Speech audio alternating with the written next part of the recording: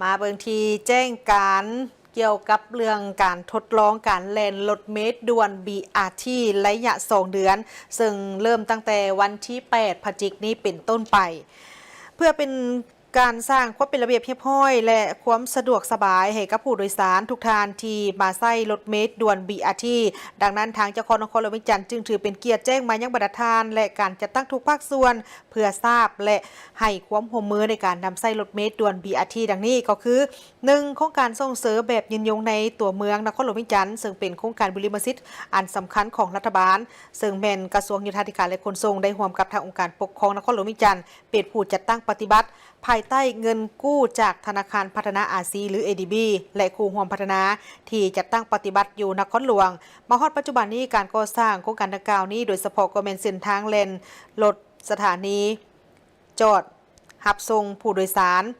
เมนใกล้จะสำเร็จแล้วดังนั้นทางองค์การปกครองนครหลวงเวียงจันทร์จึงได้ร่วมกับทางกระทรวงโยธาธิการและขนส่งและผู้ปฏิบัติโครงการจึงเห็นดีให้มีการจัดตั้งการทดลองการแล่นรถเมล์ด่วน BRT ระยะเวลาเป็น2 เดือนเริ่มตั้งแต่วันที่8 พฤศจิกายนนี้เป็นต้นไปเพื่อเป็นการให้บริการแก่ผู้โดยสารโดยที่บ่เก็บค่าโดยสารตลอดระยะของการแล่นรถทดลองดังกล่าวนี้ดังนั้นจึงได้มีการเพิ่มทางเลือกในการเดินทางนั้นให้หลายขึ้นและก็สามารถเชื่อมต่อกับหลายรูปแบบในการเดินทางในอนาคตได้ข้อที่2ก็คือการทดลองแล่นรถเมล์ด่วน BRT นี่มีรายละเอียดดังนี้ก็คือสายทางแล่นรถแล่นเข้าออกตัวเมืองมีทั้งหมด8สถานีด้วยกันก็คือตั้งแต่สถานีอยู่ที่วิวมอหาโคงเฮียน SOS ศูนย์ ICTC พลพะเนาพลเค็งสุพรรณวงศ์พลสะอาดประตูไซด้านหน้าของกระทรวงโยธาธิการและขนส่งและแลนเข้ามาและก็แลนออกกลับไปอีกส่วนว่าเวลาในการแล่นรถก็คือการให้บริการรถเมล์ไฟฟ้าจัดติดป้ายแล่นทดลองเริ่มตั้งแต่เวลา 7 โมงเช้าจนฮอดเวลา 19 โมงตั้งแต่วันจันทร์ถึงวันศุกร์ตามตารางเวลาที่ได้มีการกำหนดเอาไว้เฉพาะในชั่วโมงที่รถเมล์ด่วน BRT แล่นให้บริการห้ามเด็ดขาดบ่ให้ผู้ที่ขับขี่รถชนิดอื่นๆนั้นหรือว่าผู้ขับขี่ใช้รถตัวเองนั้นขึ้นสู่เส้นทางที่รถเมล์ด่วน BRT แล่นอย่างเด็ดขาดห้ามจอดรถของตนเองอยู่เลนรถแล่นปกติตามเส้นทางที่รถเมล์ด่วน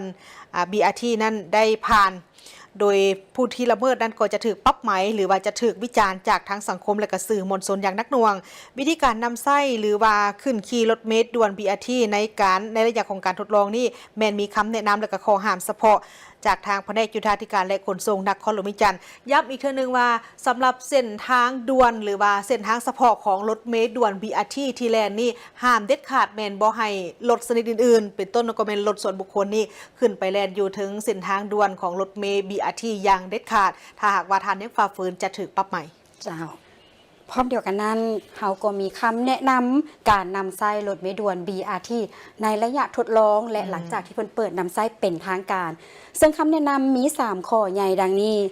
ก่อนขึ้นรถเมล์ทานผู้โดยสารจะต้องเกี่ยมขึ้นรถเมล์ขอให้ยืนห่างจากขอบสถานีรถเมล์ก่อนเพื่อความปลอดภัยของทุกท่านและต่อแถวอย่างเป็นระเบียบจนกว่ารถเมล์จะหยุดเป็นทีเรียบร้อยและเปิดประตูออกเพื่อรับและส่งผู้โดยสารปล่อยให้ผู้โดยสารถึงรถออกประตูด้านหลังก่อนจากนั้นทานผู้โดยสารที่ยืนรอถ่ายอยู่ด้านลุมจึงจะสามารถขึ้นรถเมล์และชำระค่ารถโดยสารด้วยบัตรอยู่ที่ประตูด้านหน้าของรถเมล์ตามลำดับและเพื่อลดพรความแออัดในรถเมล์นั่นเองพร้อมเดียวกันนั้นผู้โดยสารที่จะขึ้นหรือลงสถานีต่างๆกรุณาเกี่ยมบัตรจ่ายเงินก็คือสมาร์ทการ์ดไว้เพื่อบ่สร้างความรำคาญให้แก่ผู้โดยสารคนอื่นๆที่ยืนต่อแถวด้านหลังสำหรับข้อ2ไงเวลาที่อยู่เทิงรถเมล์ท่านผู้ชมอันนี้มันสำคัญเนาะ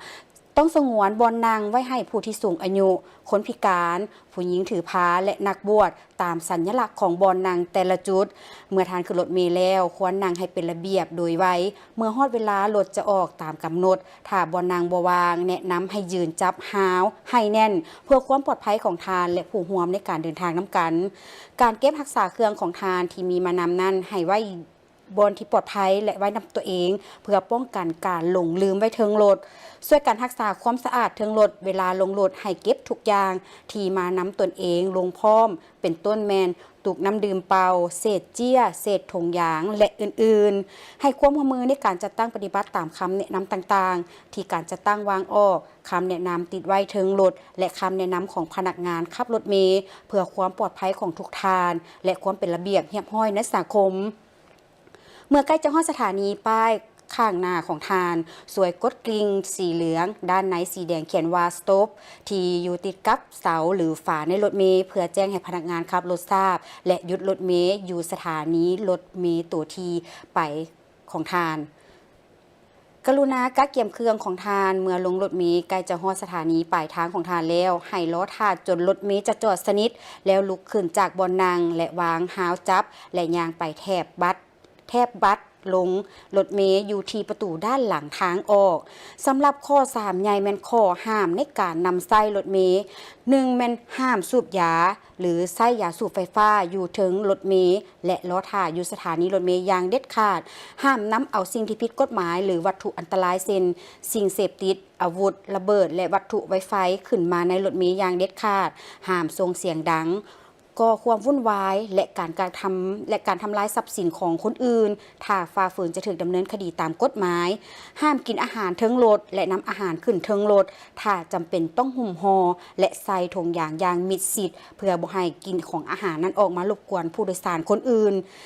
ห้ามวางเครื่องของตนเองตันทางขึ้นลงของรถห้ามทิ่มขี้เหงื่อสะสายและควรเก็บเมี่ยนน้ำทานก่อนลงรถเมล์แล้วจังซอกหาจุดที่ทิ่มที่เพิ่นกำหนดไว้อันนี้ก็คือคำแนะนำหรือว่าบรรดาข้อห้ามในการนำไส้รถเมล์ด่วน BRT อีกครั้งหนึ่งเมื่อเว้าถึงว่าการนำไส้รถเมล์ด่วน BRT นี้เฉพาะรถเมล์ด่วน BRT แม่นเพิ่นจะจอดเฉพาะตั้งแต่จุดที่มีสถานีรับส่งหรือว่าสถานีที่เพิ่นจอดให้ขึ้นให้ลงเท่านั้นเนาะเพิ่นจะบ่จอดให้แคมทางคือเวลาคือกันกับบางท่านอาจจะลึงว่าเวลาเฮาไปขี่รถโดยสารอื่นๆเนาะอาจจะแบบไปลัดเอากลางทางก็ได้แต่ว่ารถเมล์นี่เพิ่นจะบ่จอดให้เนาะเพิ่นจอดเฉพาะตั้งแต่สถานีเท่านั้น